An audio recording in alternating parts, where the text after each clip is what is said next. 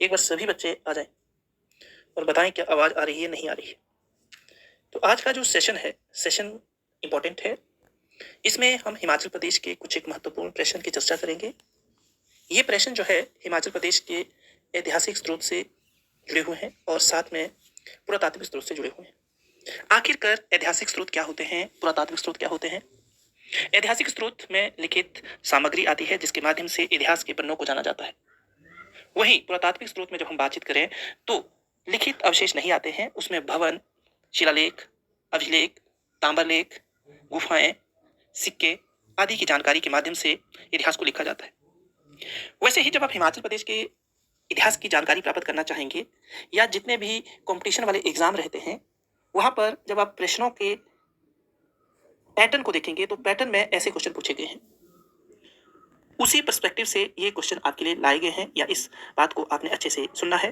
कुछ एक शिलालेख और ताम्रलेख है, ये हिमाचल प्रदेश की महत्वपूर्ण पार्ट है। प्रमुख शिलालेख और ताम्रलेख की जब बातचीत करें तो शिलालेख का मतलब होता है पत्थर के ऊपर कुछ लिखा गया, इसको एपिग्राफ कहते हैं। अच्छे से समझना काफी महत्वपूर्ण बात है और इसकी स्टडी करने वाले को एपिग्राफिक कहा जाता है। ताम्र पत्थर, तांबों के ऊपर लिखे गए लेखों को ताम्र पत्र कहा जाता है। हिमाचल प्रदेश की जब जानकारी आप प्राप्त करना चाहेंगे तो इन शिलालेखों की कुछ एक लिस्ट है। जैसे प्रमुख शिलालेख में मंडी का स्लूणु शिलालेख काफी महत्वपूर्ण है। यहाँ पर मंडी के इतिहास की जानकारी प्राप्त होती है। मंडी का कुल्लू, कांगड़ा और अन्य जो उस वक्त प्रिंसली स्टेट थी उनके साथ किस तरीके का संघर्ष रहा, किस तरीके के संबंध थे, यहाँ से जानकारी मिलती है। पठियार व खनियारा आपने ध्यान से पढ़ा होगा, ये कांगड़ा के वो क्षेत्र है जो एक जमाने में त्रिगत का पाठ हुआ करते थे। यहाँ से जो शिलालेख मिले हैं ब्रह्मी और खरोष्टी से की लिपि में मिले हैं। कनिष्क के समय की जानकारी यहाँ से मिलती है। जो ये खनियारा का रीजन है, कहा जाता है सिंधु घाटी सभ्यता के लोगों का इसके साथ व्यापार होता था और लोग यहाँ से स्लेट का व्यापार करते थे। नेक्स्ट जो शिलालेख की बातचीत करें तो ये पत्थर के ऊपर लिखा हुआ शिलालेख है हाटकोटी। हाटकोटी में एक गुफा मिली है जिसे गुफा को नाम दिया है सुनमूर गुफा।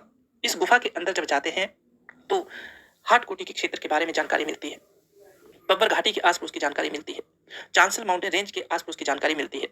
मिला जुलाकर जब आप इस शिलालेख को पढ़ते हैं तो पढ़ने के बाद आपको पता चलता है कि इस क्षेत्र में जो पिरामिड प्रकार के मंदिर थे वो सबसे ज्यादा हुआ करते थे।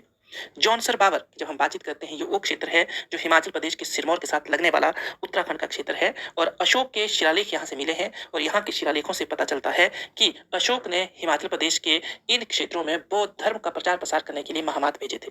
तो मिला जुलाकर ये जानकारी आपको अच्छे से याद रखनी है। नेक्स्ट सेशन में और बातचीत करेंगे। धन्यवाद। जय हिंद। सभी को मेरी तरफ से नमस्कार।